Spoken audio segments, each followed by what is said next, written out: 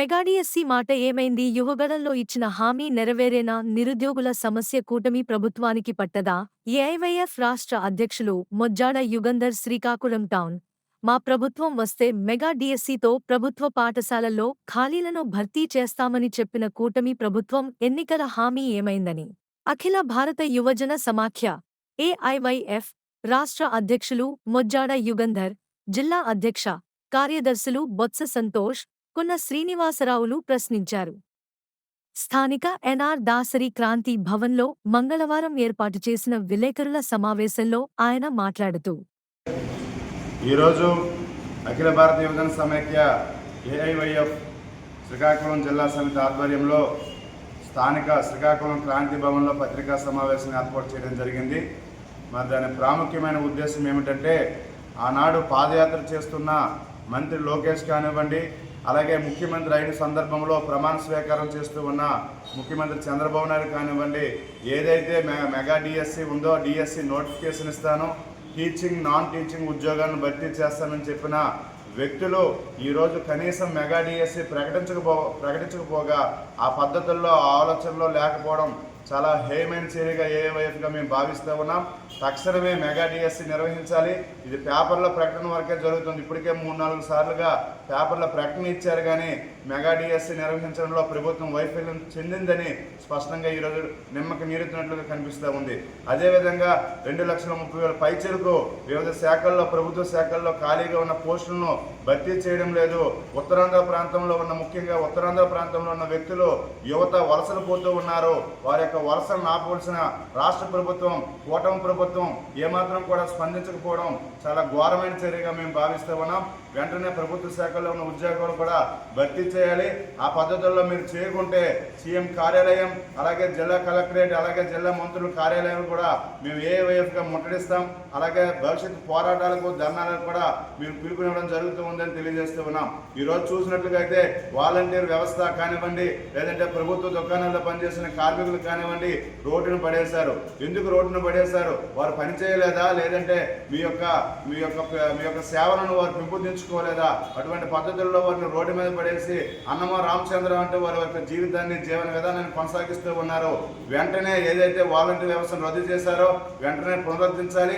అలాగే ప్రభుత్వ దుకాణంలో పనిచేసిన కార్మికులకు ఉద్యోగ భద్రత ఇవ్వాలి, పెండింగ్లో ఉన్న జీతాలు ఇవ్వాలి, బోనస్లు కూడా ఇవ్వాలి. లేని పక్షంలో ఏఐవైఎఫ్ శ్రీకాకుళం జిల్లా సమితితో పాటు రాష్ట్ర వ్యాప్తంగా ఏఐవైఎఫ్ పోరాటానికి శ్రీకారం చుడుతుందని తెలియజేస్తూ ఉన్నాం. నా పేరు కొన్న శ్రీనివాసరావు, ఏఐవైఎఫ్ శ్రీకాకుళం జిల్లా ప్రధాన కార్యదర్శి.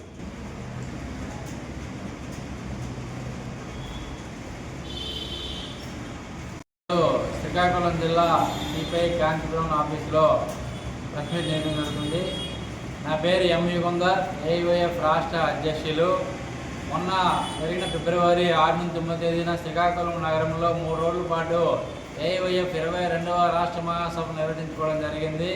ఈ రాష్ట్ర మహాసభల్లో 3 రోజుల పాటు 26 జిల్లాల నుంచి 500 మంది ప్రతినిధులు పాల్గొని చర్చలు సుదీర్ఘంగా జరిగించి రాష్ట్రంలో, దేశంలో ఎదుర్కొన్న నిరుద్యోగ సమస్యపై, అలాగే ఈ రాష్ట్రంలో విచ్చలవిడిగా నిరుద్యోగ సమస్య పెరిగిపోతున్న కొద్దీ ఇవన్నీ చర్చించుకుంటూ 32 తీర్మానాలు ఆమోదించడం జరిగింది. ఈ 32 తీర్మానాలు కూడా 26 జిల్లాల్లో ప్రెస్ మీట్లు ఏర్పాటు చేసి రేపు 19వ తేదీన అన్ని కలెక్టరేట్ల దగ్గర వినతి పత్రాలు ఇవ్వాలని చెప్పి రాష్ట్ర కేంద్రంగా మేము పిలుపునివ్వడం జరిగింది.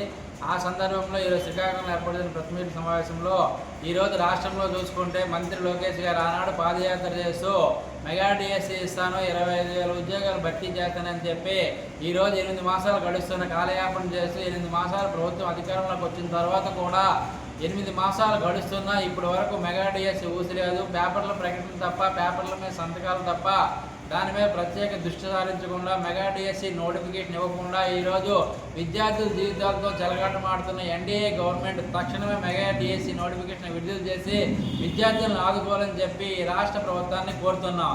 అలాగే అమరావతిని ఫ్రీ జోన్ చేస్తూ 26 జిల్లాలకు సంబంధించి అందరూ కూడా ఉద్యోగ ఉపాధి అవకాశాలు కల్పించాలని చెప్పి ప్రధాన అంశంతో మేము 32 అంశాలు పొందుపరచడం జరిగింది. అవన్నీ కూడా కలెక్టర్కి వివరించడం జరుగుతుంది. కాబట్టి తక్షణమే ఈ 32 కూడా అమలు చేయాలని చెప్పి రాష్ట్ర ప్రభుత్వాన్ని మేము కోరుతున్నాం. అలాగే ఏపీ బెవరేజ్ సంబంధించి వైన్ షాపుల్లో పనిచేస్తున్నటువంటి 15,550 మంది ఉద్యోగులను ఈరోజు రాష్ట్ర ప్రభుత్వం నడివీధి వదిలేసి కాలయాపన చేస్తుంది. వాళ్ళకేమో సిట్ దర్యాప్తు ద్వారా సిట్ విచారణ జరిపించాలి, వాళ్ళు మీరు విజయవాడ రండి అని కోరడం జరుగుతుంది. దాన్ని తక్షణమే రద్దు చేసి యథాస్థాయిలో ఏ పద్ధతిలో క్రమ పద్ధతిలో ఉద్యోగ పద్ధతి కల్పించాలో ఆ పద్ధతిలోనే ఈ ఏపీ బెవరేజ్ కంపెనీలో పనిచేస్తున్న ఉద్యోగులందరూ కూడా ఉపాధి కల్పించాలని చెప్పి రాష్ట్ర ప్రభుత్వాన్ని మేము కోరుతున్నాం.